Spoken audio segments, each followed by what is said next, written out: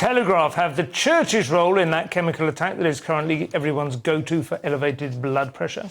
Indeed. A church insists not our job to vet asylum seekers after Clapham suspects' conversion, it says, in inverted commas. Now, the Church of England has said it's not its job to vet asylum seekers, which I agree with, but I'll get to that in a minute, after it emerged that the Afghan sex offender wanted over the acid attack had a priest vouch that he had converted to Christianity so he could stay in Britain, which is a really important part of that story. And like I said, I agree it isn't the church's job to vet asylum seekers, but particularly the Church of England and particularly Welby, they are very much supporters of mass immigration, multiculturalism, and I think those two things are separate, by the way. It's an interesting issue, isn't it? Because, of course, the Christian Church is partly founded on the belief that everyone is God's children, that there is no distinction to be drawn, and anyone who wants to come into the flock can do so, regardless of their background and so on.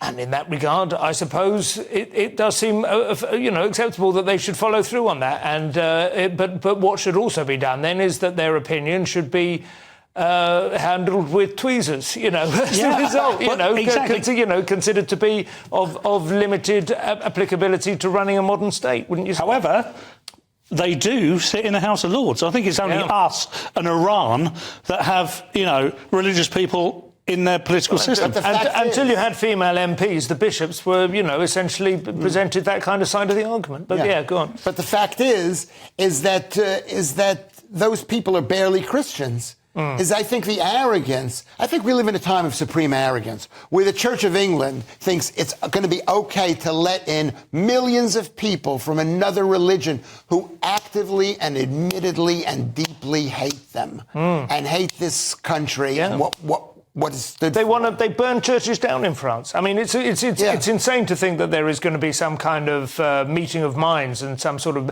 I think that the Church of England possibly think that the elevation of Islam will maintain the proposition that religion has a role to play in the modern world. That's interesting that they're so desperate for religion, any kind of religion. I think all religion is the same because they're with Team World, which is everybody kumbaya, we're all getting along. Funnily enough, the African churches, the Church of England in Africa, are pretty much the only ones that are holding the line on this stuff. Because they're fighting. Because they see what's happening in Nigeria with the mass kidnappings. Absolutely.